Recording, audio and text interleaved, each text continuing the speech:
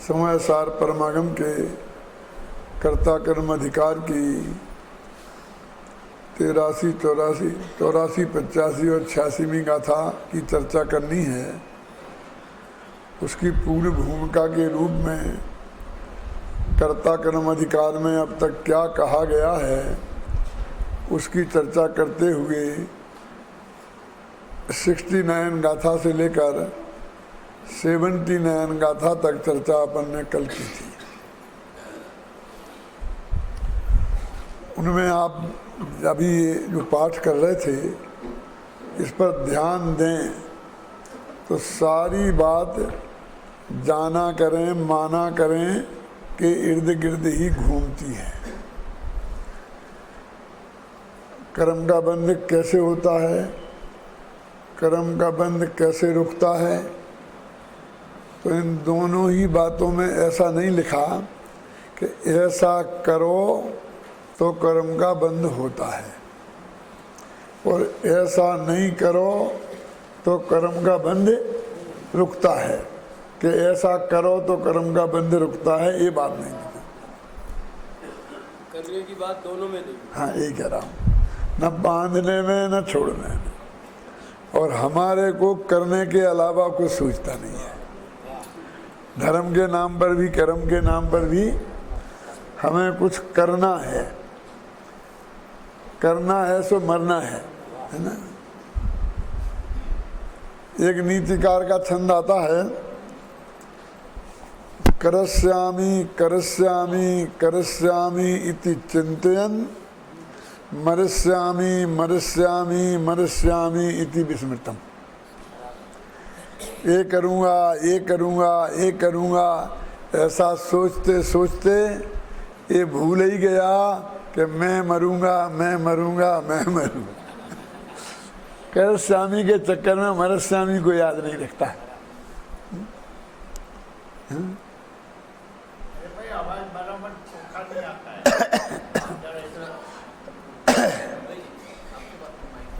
हैं और पास करूं क्या?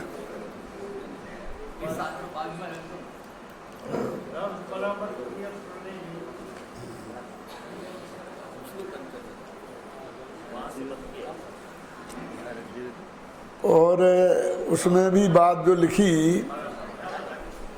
जानने और नहीं जानने की बात भी लिखी, तो ये लिखी कि आत्मा और आश्रमों में जब तक भेद नहीं जानेगा तब तक इसके कर्ता कर्म की प्रवृत्ति रहेगी।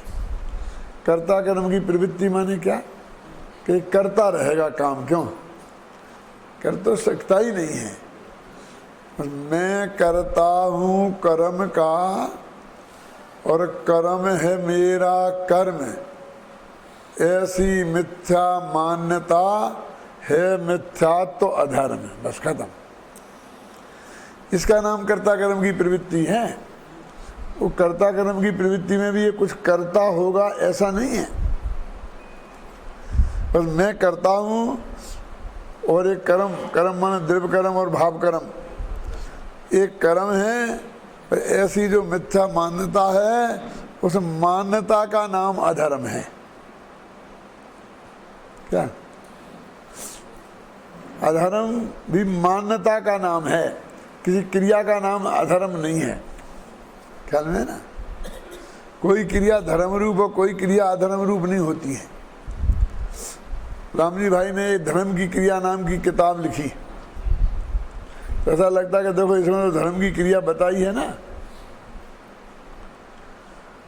उसमें तो ये बताया कि धर्म की कोई क्रिया नहीं होती। 3 प्रकार की क्रिया होती है, जड़ की क्रिया, राग की क्रिया और वीतराग भाव की क्रिया, माने धर्म की क्रिया है ना। तो जड़ में तो हम कुछ कर ही नहीं सकते, राग भाव भी करने योग्य नहीं है, अज्ञान अवस्था में होते हैं, वो बात जुदी है। और सहज भाव से ज्ञाता दृष्टा रहना, इसका नाम है धर्म की क्रिया।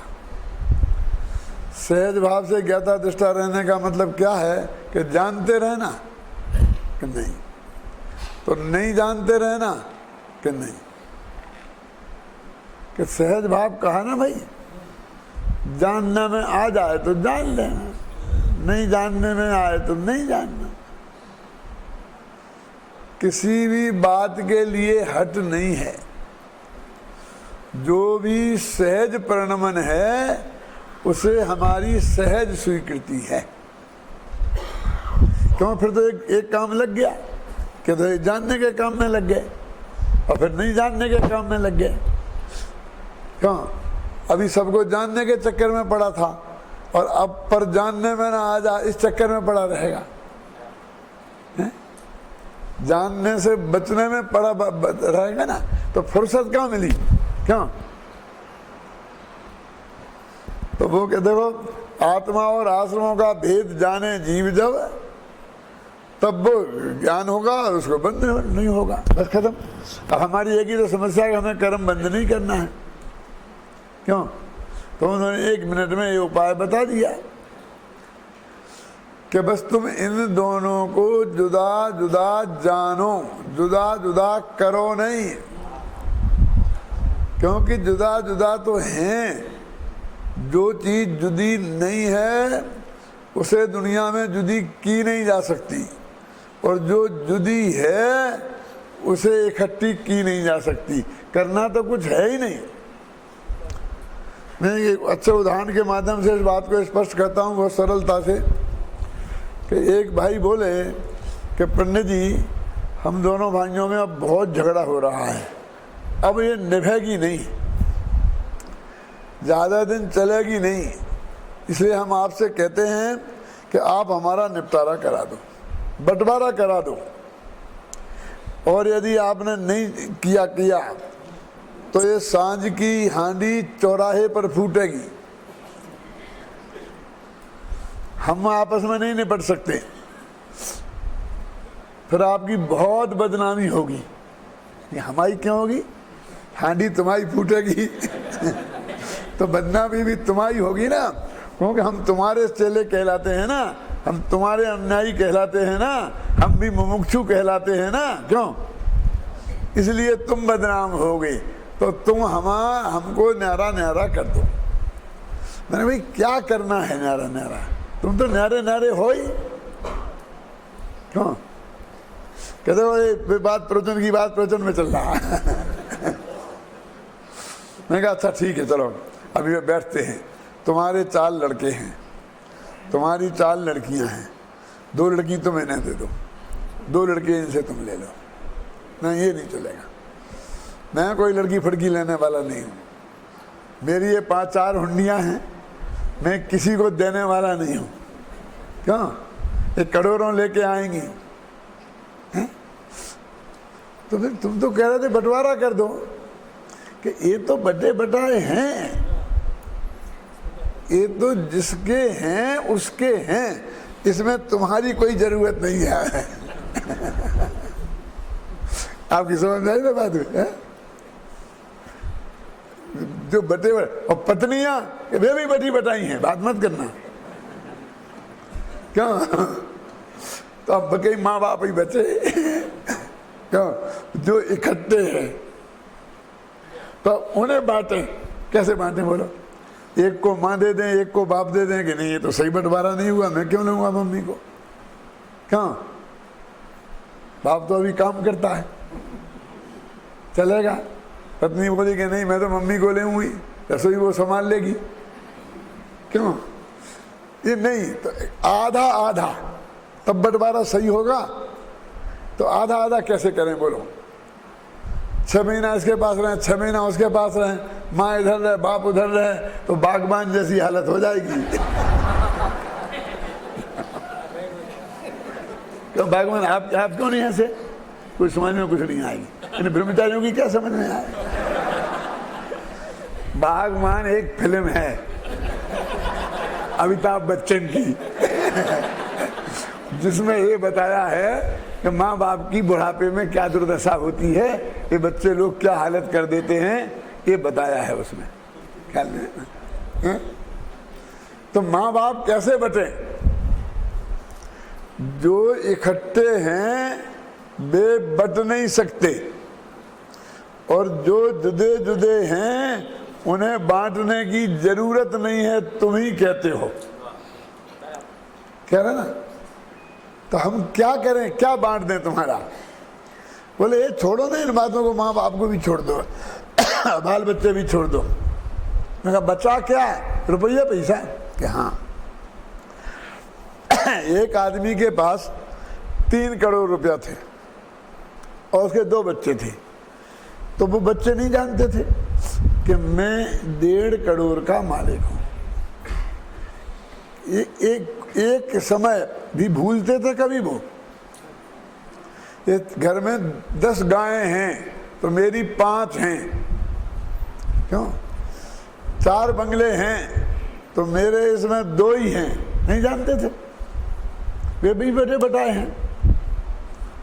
और आप विचार करो जरा, कि 3 करोड़ की संपत्ति थी ना, और 2 भाई थे, माँ के गर्भ था, तो अस्पताल से खबर आई कि लड़का हुआ है, तो 1 सेकंड में दोनों भाइयों पर 50-50 लाख का धाड़ा पड़ गया। कहाँ? उनकी समझ में आ गया कि नहीं, हम करोड़ के मालिक हैं, 1.5 करोड़ के नहीं। क्या ये भी बटा हुआ है ना? बोलो क्या बांटना है इसमें? जो बटा है वो बटा है, और जो नहीं बटा है वो बट नहीं सकता। जो पर पदार्थ भिन्न हैं वो भिन्न हैं, और जो पर पदार्थ अभिन्न हैं वो जो पदार्थ अभिन्न हैं वे अभिन्न हैं। आत्मा और ज्ञान अभिन्न है, आत्मा ज्ञानम स्वयं ज्ञानम, तो वो कभी बट नहीं सकता। और आत्मा और पर पदार्थ और राग भिन्न हैं तो वे कभी एक हो नहीं सकते। इसलिए तुझे करना कुछ नहीं है, सिर्फ जानना है। धर्म भी जानने में है और अधर्म भी जानने में। अरे जानने में अधर्म कहाँ? दोनों को एक जानने में अधर्म और दोनों को जुदा जुदा जानने में धर्म। बस खत्म, इतनी सी बात है। तो सारा जो काम है वो ज्ञान के लेवल पर ही होना है। तो तू क्रिया के दिमाग हटा दे। फिर उन्होंने आगे कहा कि ये तो ठीक है जो आपने बात कही, लेकिन ये रागादिक भाव को हम छोड़ेंगे कैसे? ये तो बहुत दिनों से हमारे पास हैं। तो उन्होंने कहा कि इनका स्वरूप जान। फिर वही जानने का काम आ गया। क्या? कि अशुचि हैं, अपवित्र हैं, विरोधी भाव वाले हैं, दुख के कारण हैं, छोड़ दे। कि कोई विधि है? कि हाँ विधि है। कल बताया था उदाहरण देके कि नहीं? क्या बताया था? बोलो उदाहरण। बोलो बेटा। मेहमान को भगाना हो वो तो क्या करना? अपने समझ आना, बस आंख बंद करके देखना ही नहीं। मेहमान आ जाए घर में ना, बैठे रहना चुपचाप शांत भाव से, बस खत्म। ये मत कहना आइए आइए आए भाई साहब, बिल्कुल हैं। तो वो नमस्ते करे तो नमस्ते का जवाब नहीं देना। जैसे पत्थर की मूर्ति, जैसे भगवान मंदिर में बैठे हैं ऐसे बैठे रहना, बस खत्म। 2 क्षण को भगवान बन जाना, भाग जाएगा। आप भी भाग आते हो ना मंदिर में से क्यों? क्योंकि भगवान कोई रिएक्शन देता ही नहीं है। आप कुछ भी करो, लोग बोलते नहीं, कुछ भी बोले, बस तुम तो बिल्कुल भगवान जैसे बैठे हो। भाग जाएगा कि नहीं भाग जाएगा? कर्म का भी यही है कि वे आएंगे तो हैं ही नहीं, और जो पहले के जमे होंगे वे भी भाग जाएंगे। ये विधि है, कोई ज्यादा विधि नहीं है। बस कोई विधि करने रूप नहीं है। सहज ज्ञाता दृष्टा भाव रहने रूप है। तब वो उसने कहा था कि हम कैसे पहचानेंगे कि हम ज्ञानी हो गए? गजब करता है, तू ज्ञानी हो जाएगा और तुझे पता ही नहीं चलेगा। ऐसा नहीं होता है। अरे सम्यक दर्शन सम्यक ज्ञान कोई चोर डाकू नहीं है कि तू सोता रहेगा वे चुपचाप आ जाएंगे। वे तो दूल्हे जैसे गाजे बाजे के साथ आते हैं। क्या तुझे पता नहीं चलेगा? सम्यक दर्शन हो जाएगा तो फिर। ऐसी बात है जी कि नई नई बहू आई थी, उसके पहली दफ़े बाल बच्चा होना था, तो बेचारी बहुत घबराती थी, चिंता तो होती है ना। तो एक दिन सासू जी से बोली कि सासू जी एक बात का ध्यान रखना। कि बोल बोल क्या? कि जब मेरे बच्चा हो तो तुम मुझे जगा देना।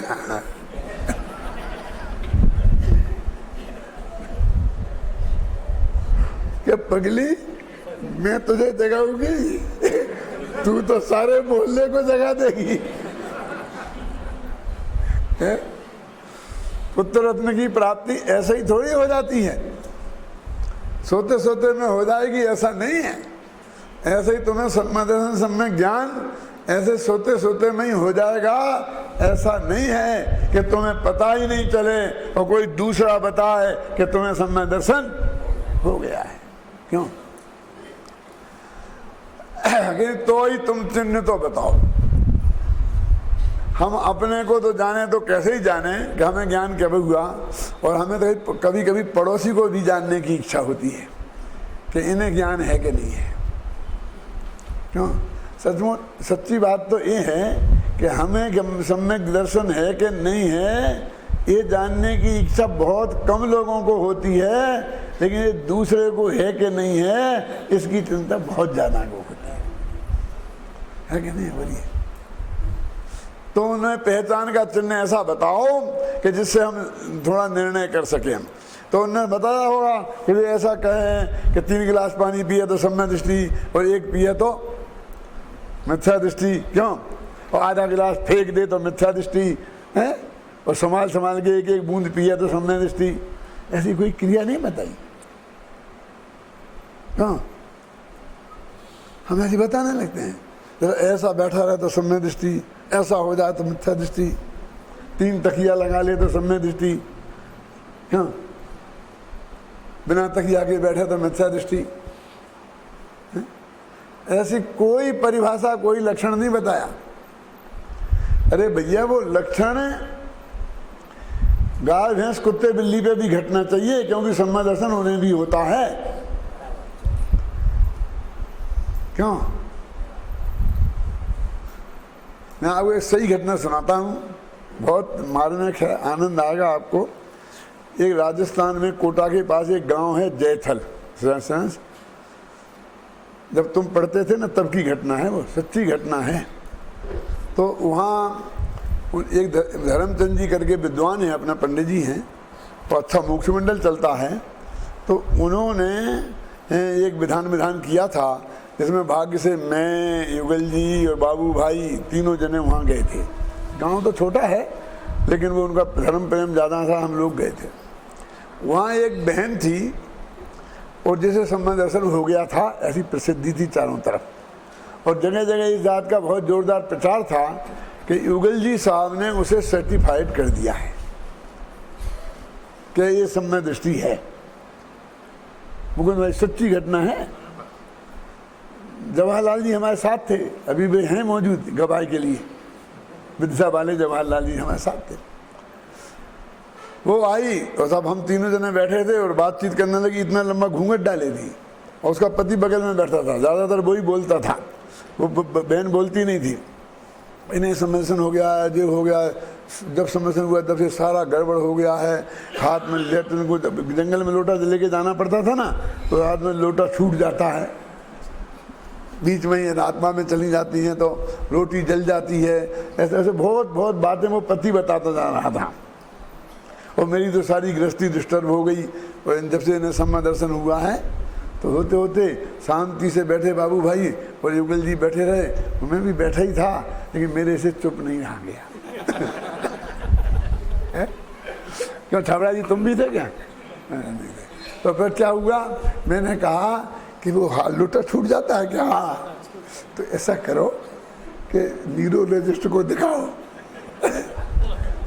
समझे ना, इन नसों का डॉक्टर होता है ना, न्यूरोलॉजिस्ट, समझ गया ना, हैं?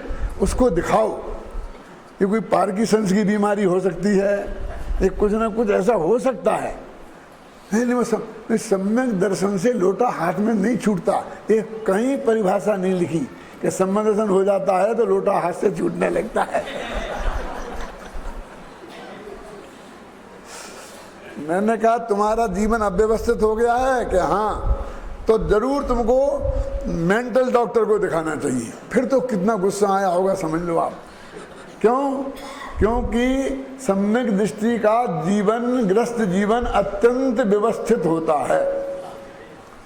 भरत चक्रवर्ती जैसा है वो युद्ध में से भी नहीं चूकता है, उसका बाण भी कभी खाली नहीं जाता है, उसका निशाना भी कभी चूकता नहीं है। उसे सुबह से शाम तक लेकर युद्ध के काल में भी सारी दिनचर्या धर्म के अनुसार होती है। यथा समय वो सामायिक करता है, सब चीजें होती हैं, कहीं कोई डिस्टर्बेंस नहीं होता। सम्यक दृष्टि का जीवन मिथ्या दृष्टि के जीवन से 1,00,000 गुना अधिक व्यवस्थित होता है। तब इतना मैंने कहा, दोनों महापुरुष तो बैठे थे शांत बिल्कुल। तब वो बोली, फिर बोली पंडित जी एक बात बताऊं। क्या? कि कोई मिथ्या दृष्टि सम्यक दृष्टि को पहचान सकता है क्या? नहीं समझ में नहीं आया? आपकी समझ आया करिए। माने आप सब मिथ्या दृष्टि लोग हो और आप सम्यक दृष्टि, हम सम्यक दृष्टि को कैसे पहचानोगे? यानी सम्यक दृष्टि की पहचान तो सम्यक दृष्टि ही कर सकता है ना, मिथ्या दृष्टि तो सम्यक दृष्टि की पहचान कर नहीं सकता है। तो मैंने कहा बाबू भाई से दो जवाब, निगल जी साहब से कहा दो जवाब। आपका नाम लेते, आपने सर्टिफिकेट दिया।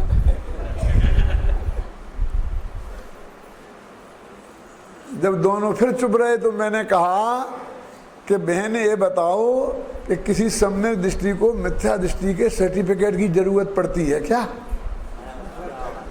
क्यों सर्टिफिकेट लेने आई हम लोगों के पास? क्यों? क्या तुम सम्यक दृष्टि हो और हम सील लगा दें और तुम कहते ईगल जी ने लगा दी? बोलो साहब आपने लगाई सील है, आपकी दृष्टि में क्या कहना है आप बताओ मुझे। बोले मैंने तो ये कहा था, इनने मुझे सब सुनाया कि ऐसा ऐसा मुझे सम्यक दर्शन हो गया। तो मैंने कहा कि भाई सम्यक दर्शन हो गया तो इससे बढ़िया और क्या बात होगी। और सबसे पहले बधाई देने का अधिकारी तो मैं हूं, मैं बधाई दूंगा। लेकिन जैसे तुम भाव विकल्प बता रही हो सम्यक दृष्टि को, वैसे विकल्प नहीं आती, ये भी साथ में कहा था। तो वो तो भूल गए, वो तो छोड़ दिया और एक कह दिया कि हाँ हो गया तो बहुत अच्छी बात है, हो गया तो बहुत अच्छी बात है का अर्थ हो गया और सर्टिफिकेट हो गया। सर्टिफिकेट उसी के मुंह पे कहा। उस दिन है कि आज उस सम्यक दृष्टि बहन के दर्शन मेरे को नहीं हुए। ना कहाँ गायब होगी फिर। और उसके बाद में अपना इंदौर में शिविर था ना अभय कुमार जी, वो उसमें लगा था ना, वो जो जीतवाड़ा में धर्मशाला में, वो उसमें आई। फिर वो आई और वहाँ चर्चा करी। चर्चा करने के बाद में बोली पंडित जी आपने मुझे पहचाना नहीं? मैं कहीं ध्यान में नहीं आ रहा, मैं वही हूँ जो पंचायत में।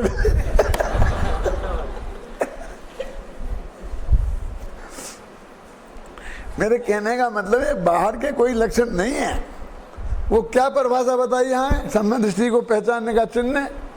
कम में नो कम मम्मी नहीं कम्मस्य परिणामम नो कम्मस्य तहैव परिणामम न करो दियो जान दी सो अवधीणानी।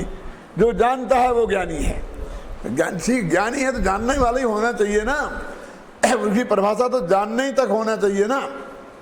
नाम उसका ज्ञानी पड़ा, करता तो नहीं पड़ा, भोगता तो नहीं पड़ा। तो ज्ञानी नाम पड़ा तो ज्ञान क्रिया का करता हुआ, माने ज्ञानी हुआ। जो जान दिसो अवधि रानी, कर्म के परिणाम को नो कर्म के परिणाम को। जो करता नहीं है, करता नहीं बनता है, मतलब मात्र जानता है, जानने के बाहर नहीं जाता है, वो ज्ञानी है। और फिर बाद में 4 गाथाएं दी जिनमें क्या बताया था, बोलो। वो तो ये कहते हैं कि देखो उसकी थोड़ी मैं कल से जरा थोड़ा विस्तार से बताता हूँ। दुनिया में काम 3 तरह के होते हैं। कौन कौन से काम 3 तरह के होते हैं? पहला काम तो पैदा करना, जैसे किसान गेहूं पैदा करता है। दूसरा काम होता है कि उसको विकृत करना, वो गेहूं बन गया ना, और उसके वो गेहूं तो आता था 10 रुपये किलो, फिर उसने बिस्कुट बनाए तो वे 100 रुपये किलो हो गए। उसने क्या किया? कुछ नहीं बनाया, नया तो पैदा एक अक्षर नहीं किया। 1 किलो गेहूं के और 1 किलो से 1.25 किलो हुआ क्या? वो बिस्कुट बनाए। इसे बोलते हैं शास्त्रीय भाषा में विकार्य। पहले को बोलते हैं उत्पादक और दूसरे को बोलते हैं विकार्य, माने उसमें उसे विकृति पैदा कर दी। और तीसरा होता है कि वह ग्रहण करना, बस अकेला लिया। ये व्यापारी है ना, यहाँ खरीदा वहाँ बेचा, बस उनने कुछ नहीं किया, ना तो उनने पैदा किया, ना उन्होंने उसमें कोई चेंजेज किया, और ना बिल्कुल वैसा का वैसा, बस यहाँ से खरीदा और यहाँ बेच दिया, बस खत्म। इसे बोलते प्राप्य, विकारी और निर्वृत्त, 3 प्रकार के कर्म होते हैं। तो गाथा में क्या लगा? नवी गिन्नदी, नवी परिणमदी और नवी उपज्जदी। ये आत्मा पर द्रव्य को न ग्रहण करता है, न प्राप्य कर्म है, न परिणमदी, न विकार पैदा करता है, उसमें बदलता है, और न उपज्जति, न उत्पन्न करता। 3 तरह के काम होते हैं दुनिया में। देखो, ये व्यापारी है, किसान गेहूं पैदा करता है, और उद्योगपति वो गेहूं के बिस्कुट बना बना करके और डब्बा बंद सामग्री तैयार करता है, और व्यापारी बस खरीदता बेचता है। तो 3 तरह के काम हो गए ना। शास्त्रीय भाषा में इनके नाम है प्राप्य, विकारी और निर्वृत्त। ग्रहण करना, उत्पन्न करना और विकार पैदा करना। मुझे एक बात और महत्वपूर्ण याद आती है। जब फिरोजाबाद का मंदिर सबसे पहले बना था ना, और जब इसकी प्रतिष्ठा हुई थी, ये सन 60 के करीब, 60 में हुई थी, तो वहाँ पर हम लोग गए थे। तो वहाँ पर परिषद का अधिवेशन था, और एक राजेंद्र कुमार जी उसके अध्यक्ष बने थे। तो उन्होंने अपने भाषण में बहुत मार्मिक बात कही थी कि जैनियों के बच्चों से मैं क्या कहना चाहता हूँ। उनकी कह रहा हूँ, मैं नहीं कह रहा हूँ। उन्होंने कहा कि गया व्यापार का जमाना, बंद करो व्यापार, कोई फायदा नहीं, जैनियों के बच्चों को व्यापार नहीं करना चाहिए। अब क्या बात करते हो? यहाँ से खरीदा और यहाँ बेचा, तो वहाँ वो चीज़ 10 रुपये में मिलती है, और तुम 10 रुपये और 25 पैसे लोगे तो कहेगा 25 पैसे लूट लिए। वो 25 पैसे भी देने में सामने वाले को तकलीफ होती है। वो कहता मैं उसी दुकान से ले आऊँगा, 25 पैसे में कम मिलेगी। यानी वो मुनाफा दिखता है, जो 1 के 2 करोगे तो चलेगा ही नहीं। उद्योग करो। उद्योग में क्या होता है कि हम 2 रुपये किलो, उस वक्त 2 रुपये किलो कपास बिकता था, 2 रुपये किलो का कपास खरीद लेते हैं और परम सुख का धोती जोड़ा बनाते हैं, तो 200 रुपया किलो बेचते हैं। कुछ नहीं डाला हमने उसमें, नमक में, बस उसका रूप चेंज कर दो तुम, और 100 गुणे ले लो, क्या कोई नहीं कहेगा कुछ। गेहूं का भाव है, सोने का भाव है ना, बिल्कुल बिल्कुल शुद्ध सोना, उसका जो भाव आता है अखबार में, उसे 2 रुपये ज्यादा मांगोगे तो नहीं देगा कोई। क्यों? और उसे विकृत कर दो और फिर तुम डबल कर लो, बस खत्म। क्यों? ये उनने उपदेश दिया था इस बात को, तो मैंने कहा ये तो प्राप्य, विकारी, निर्वृत्त कर्म बता रहे हैं। क्या कि जैनियों के बच्चों को उद्योग लगाना चाहिए, व्यापार नहीं करना चाहिए, खेती तो करना ही नहीं चाहिए। हम कोई ऐसा काम नहीं करना चाहते हैं जिसमें देश को उत्पादन मिले।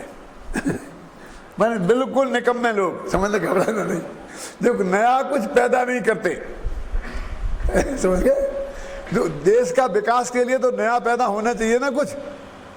क्या मान लो ये मकान बनाते हैं, तो कम से कम देश का विकास तो हुआ ना, हमने बिल्डिंगें बना दी, कर दी, फिर बेच दी, तो एक बढ़िया मोहल्ला बस गया ना, एक गांव का विकास हुआ ना।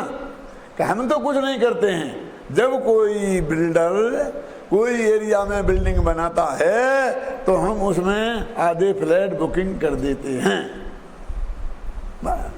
और जब बढ़िया रेट आता है तो बेच देते हैं, सो जाते हैं बस। फिर क्या समझे? ऐसे लोग होते कि नहीं होते?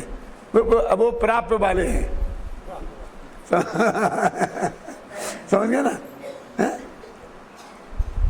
तो ये तीन प्रकार ये है। ये मैं ये जो बातें कह रहा हूँ दुनिया की राजी की नहीं बता रहा हूँ। ये 76, 77, 78 और 79 इन्हें 4 गाथाओं का अर्थ बता रहा हूँ आपको। आप जाकर पढ़ लेना घर में, ये सब में लिखा है। मूल प्राकृत भाषा में लिखा, संस्कृत में लिखा, गुजराती में लिखा, हिंदी में लिखा, मराठी में लिखा, सब में ये बात मिलेगी। बस मैंने तो बहुत सरल भाषा में आपको बताई है। इसमें क्या लिखा है इन गाथाओं में 4 में? कि ये आत्मा पुद्गल कर्म में ना तो उन्हें ये पैदा करता है, कारमान वगैरह बनाने का काम इसके धंधा नहीं है, और ना उनको ये बदलता है कि कारमान वगैरह को कर्मरूप परिणमित नहीं कराता, और ना उन्हें ये प्राप्त करता है। तो कर्ता कैसे हो गया? 3 में से कोई एक आध काम करे तो कर्ता कहो। क्या? न विपर्ण न मदी न गिन नदी, क्या न परिणमित होता है, न ग्रहण करता है, न उत्पन्न होता है, फिर कैसे करता कहते हो? इसलिए यह आत्मा कर्मों का, आश्रम भावों का, आश्रम माने भी कर्म होता है, कर्मों के आना को आश्रम बोलते हैं ना, बंध का करता नहीं है।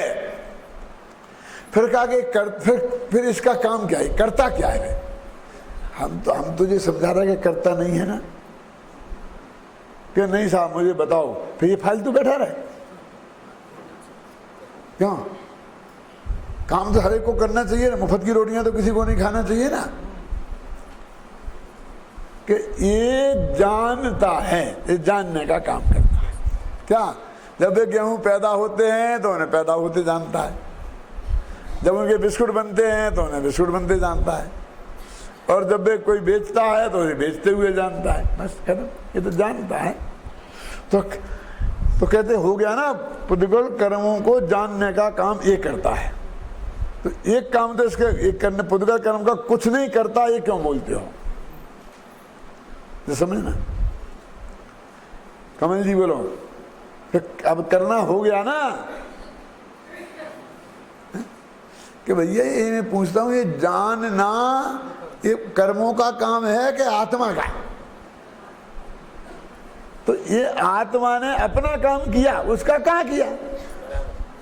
वो क्या समझता? कर्मों को जानता, कर्मों को करता, कर्मों को ग्रहण करता, कर्मों को पैदा करता, कर्मों में विकार करता और कर्म को जानता। वो 4 काम एक से हो गए उसकी दृष्टि में है? तो वो ये कहते भैया कि जानना उसका काम नहीं है, ये जानना तो आत्मा का काम है। तो ये तो अपना काम करता है, उसका कहाँ करता? तो कर्मों को जानता हुआ भी ये आत्मा कर्मों का करता नहीं है। अब हमको क्या लगता है कि यदि कर्मों का करता नहीं बनना है तो ये जैसे हमने करना बंद किया ऐसा हम जानना भी बंद कर दें। अब कर तो ना तो तूने करना बंद किया सेंसी, और ना जानना बंद कर सकता है। क्यों? कि करता ही नहीं था तो करना बंद क्या किया? समझ में आया? करते ही नहीं था तो तूने करना बंद क्या किया? कि जानता था तो जानना बंद कर नहीं सकता, तेरे हाथ में नहीं है। वो कल मैंने बताया था, केवल ज्ञानी तो देखो ये सुविधा तुम्हें है, केवल ज्ञानी को नहीं है। कौन सी सुविधा? सरल बताता हूँ। आप यहाँ से जाओ और रास्ते में बीच सड़क पर लेटरिन पड़ी हो एकदम गंदी बदबूदार, तो आपके पास ये अधिकार है कि आप मुंह फेर लें, मुझे नहीं देखना, है कि नहीं? केवल भगवान के पास नहीं है, उन्हें जानना पड़ेगा। तो वो फेर ही नहीं सकते। सारा लोक का लोक उनके ज्ञान का ज्ञान बनता है, समझ गए ना? अंतर समझे ना, कोई माँ बहन को देखकर और आप मुंह फेर सकते हो, केवल भगवान नहीं फेर सकते। क्यों कि एक समय में लोकालोक उनके ज्ञान में झलकता है और उससे कोई इनकार नहीं कर सकते, क्योंकि वो जो उनके स्वभाव का विकास हुआ वो स्वभाव पर्याय है, वो विकार पर्याय नहीं है। पर को जानना ख्याल में ना, और आपके हाथ में है, इतना बताएं। और कल एक बात बताई थी मैंने, बोलो भैया क्या बताई थी इसके आगे? अभी बताएं तुम्हारे हाथ में है, कल ये बताई थी कि तुम्हारे हाथ में भी नहीं है। अब इतनी तो बता दी, अब तो बता दो हैं? क्यों? क्योंकि अनादिकाल से प्रत्येक ज्ञान की, क्षयोपम ज्ञान की पर्याय में कौन गे बनेगा, ये अनादि से नक्की है, किसी ने नक्की किया नहीं है। क्षयोपम लक्षण योग्यता ही प्रतिनियतमर्थम व्यवस्था पेती। अब तो तुम उसे नहीं जानो, ये तुम्हारे हाथ में है क्या? आप उसे तो नहीं जाने हम, फिर क्या उसे तो हम जाने, इसे नहीं जाने के इसे जाने, है क्या तुम्हारे हाथ में? तो अब क्या करो कि जो हो रहा है बस उस, अब कहते हैं होने वाले को होने दो, और तुम क्या करो, जानो। जानो मैं तुम्हें जानना नहीं, वो जानने में आए तो जानने से इनकार मत करो, और नहीं जानने में आए तो जानने जाओ मत। ये धर्म है। बोलो, अरे ये धर्म किसकी समझ में आए? कर्ता कर्म अधिकार में इस धर्म का निरूपण है, हैं? अब वो उसी बात को उन्होंने में अपना 79 गाथा तक आ गए। अब अपन आज अपन को 80वीं गाथा से और 83वीं गाथा तक जाना है कि भैया देखो, पढ़ जाए, इसमें पढ़ लो छंद में, थोड़ा ताज़ा हो जाएगा।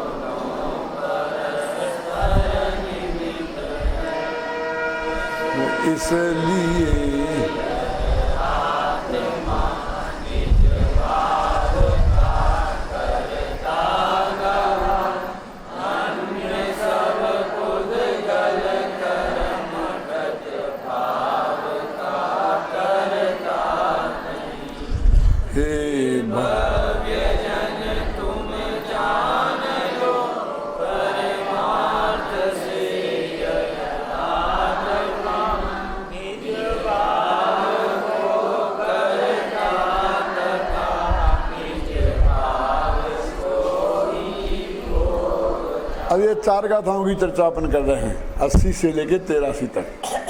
अब इसमें क्या कह रहे हैं कि आपने तो कह दिया कुछ नहीं करना, बस सहज भाव से जाना करे कर दिया।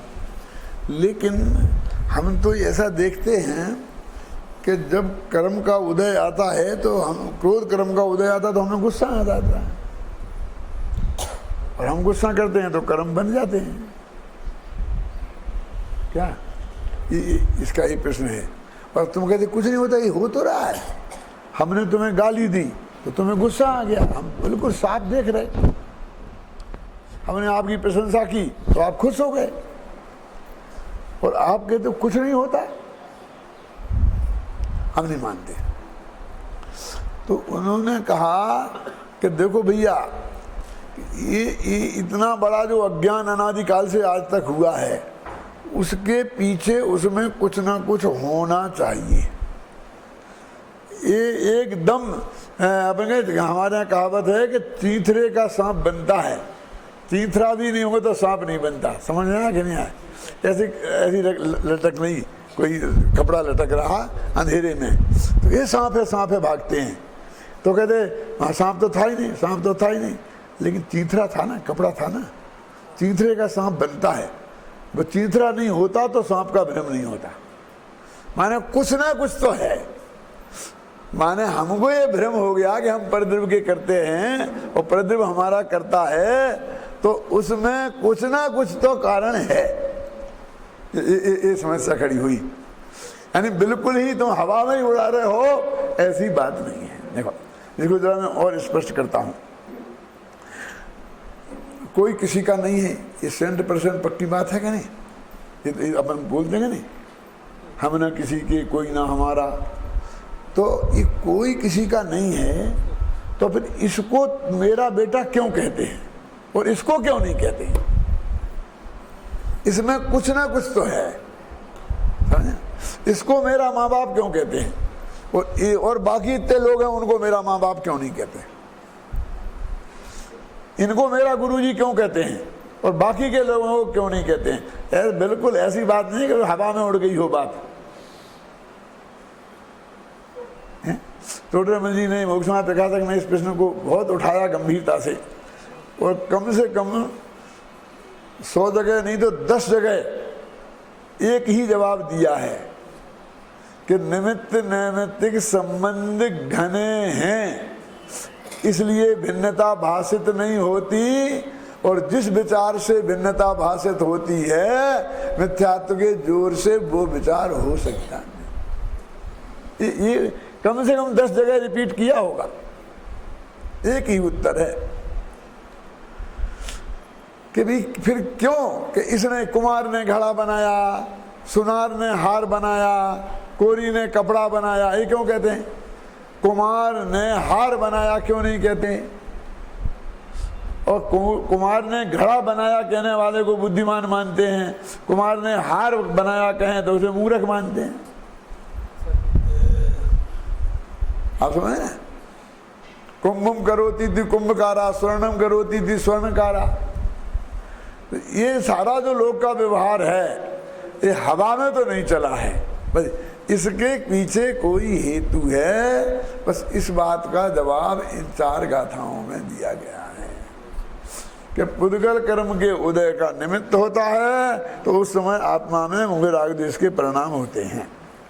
यहाँ आत्मा में मोह राग द्वेष के परिणाम होते हैं तो वहाँ पुद्गल कर्म का बंध होता है, और एक दोनों में दूसरे में निमित्त नैमित्तिक संबंध है। इसकी वजह से सारा झगड़ा खड़ा हुआ है।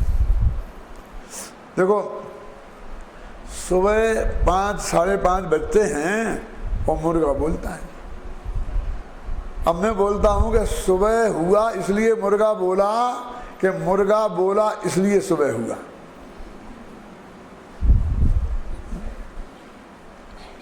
क्योंकि जिस गांव में मुर्गा नहीं होगा और वो बोलेगा नहीं तो वहां तो सुबह नहीं होगा। है? क्यों?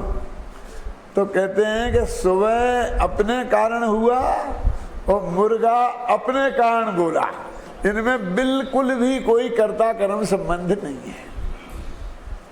मुर्गे के बोलने से और सूरज के उगने से बहुत दूर का भी संबंध नहीं है, और फिर भी चलता है। क्यों? क्योंकि हमें रोजाना सुबह जल्दी उठना है और घड़ियां उस वक्त थी नहीं। क्यों? तो वहां मुर्गा बोलता था और हम समझते थे सुबह हो गई और उठ जाते थे। क्यों?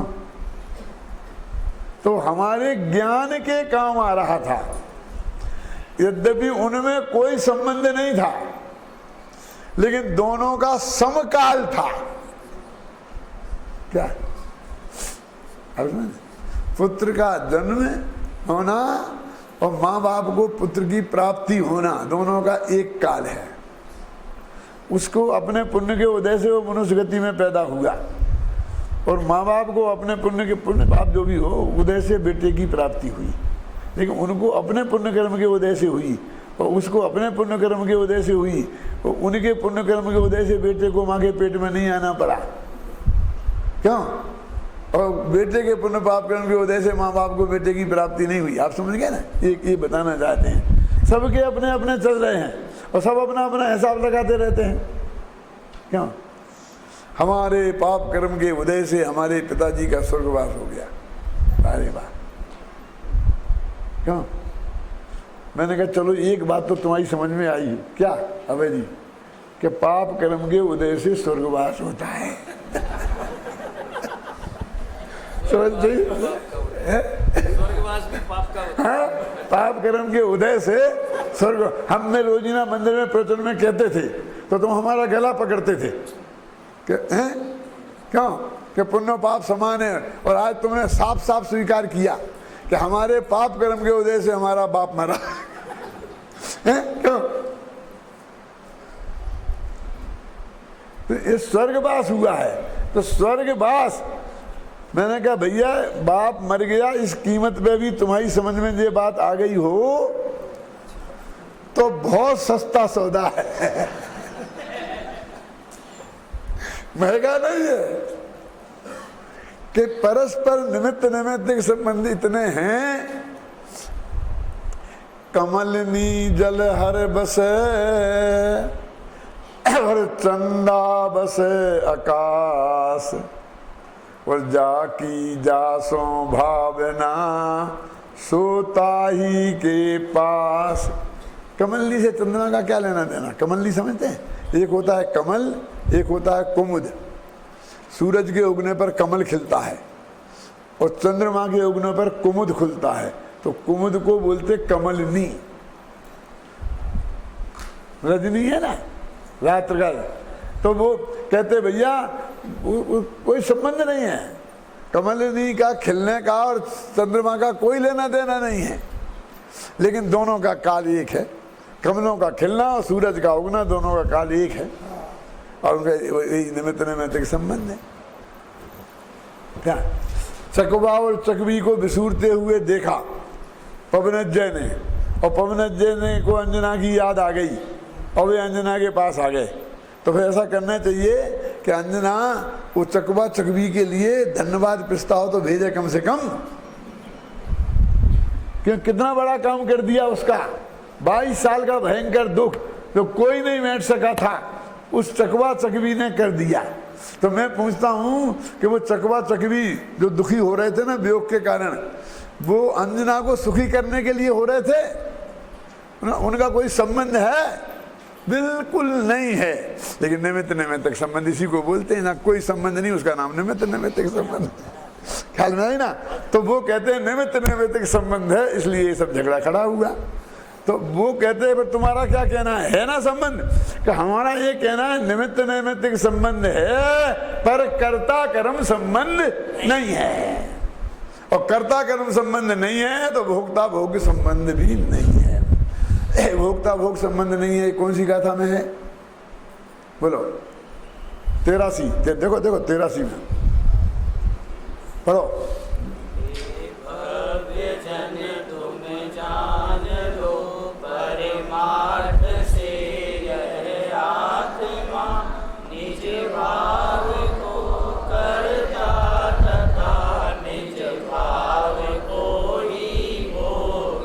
क्या क्या है ये? पहले जो 3 गाथाओं में अकेले कर्ता कर्म की बात करते आए, और जब निष्कर्ष पे पहुंच गए तो भोक्ता को भी साथ में जोड़ दिया, क्योंकि सारे तर्क जो कर्ता कर्म पे लगना है वो भोक्ता भोग पे भी लगा लेना। जैसे हम कर्ता नहीं हैं फिर भी कर्ता कहे जाते हैं, ऐसे ही हम भोक्ता नहीं हैं फिर भी हम भोक्ता कहे जाते हैं। क्या कह रहे हैं कि तुमने गुलाब जामुन खाया तो गुलाब जामुन तुमने नहीं खाया, उसका मजा तुमने नहीं लिया, क्योंकि उसमें मजा नाम का गुण ही नहीं है, उसमें सुख नाम का गुण ही नहीं है। तुम उसमें से कहां से आया सुख? वो तुम्हारे अंदर उसमें जो अनुकूलता का वेदन हुआ वो प्योर तुम्हारा है, उसमें वो रसगुल्ले का कुछ भी नहीं है। ना रसगुल्ले की क्रिया के तुम करता हो और ना उसके भोगता हो। वो सब अपने अपने में ही आनंद लेते हैं। ख्याल में है ना? रसगुल्ले में से आनंद नहीं आता है, प्रत्येक को अपने में से आता है। अब उसका परस्पर निमित्त नैमित्तिक संबंध होता है। स्त्री का पुरुष से, पुरुष का स्त्री से परस्पर निमित्त नैमित्तिक संबंध है, लेकिन एक दूसरे का सुख दुख बिल्कुल दूसरे से बिल्कुल जुदा है। इसका वो उस स्त्री में से सुख आया कि पुरुष में से सुख आया, ऐसा है ही नहीं। अपने ही विकल्प को अपने उसने भोगा। निज भाव का कर्ता और निज भाव का भोक्ता। अब फिर विकारी का कर्ता क्या विकारी का कर्ता, विकारी का कर्ता उसकी बात भी अलग है, क्या विकारी का कर्ता उसकी बात भी अलग है, और दोनों ही का कर्ता नहीं है उसकी बात भी अलग है। 4 स्टेप हैं। कौन कौन से 4? पर का कर्ता, विकार का कर्ता, स्वभाव का कर्ता और अकर्ता। कोई बहुत कठिन काम नहीं है। 4 नए हैं अपने यहाँ। उपचरित, अनुपचरित, सद्भूत, असद्भूत। अपने 4 निश्चय। अपन कहते निश्चय लगाओ ना तो व्यवहार से पर का करता, अशुद्ध निश्चय ने से अशुद्ध भावों का करता, शुद्ध निश्चय ने से शुद्ध भावों का करता, और परम शुद्ध निश्चय ने से कोई किसी का करता है ही नहीं। भगवान आत्मा अकर्ता है। ये बात अपन यहाँ तक आ गए। अब अपनी वो गाथा चलेगी जहाँ पर आपको आना है, चर्चा करेंगे। ऐसा नहीं है मैं घर पे जाके विचारता हूँ, पढ़ता हूँ, सोचता हूँ, फिर आपको कहता हूँ तो आपके पंडित जी तो देखते ही नहीं, शास्त्र तो देखते ही नहीं, अपनी तरफ से ठोकते। एक शब्द भी अपनी तरफ से नहीं बोला है, सब इस शास्त्र में लिखा है और वही कहा है, गुरुदेव जी ने कहा है, वही सब बात मैंने आपको बताई है। हाँ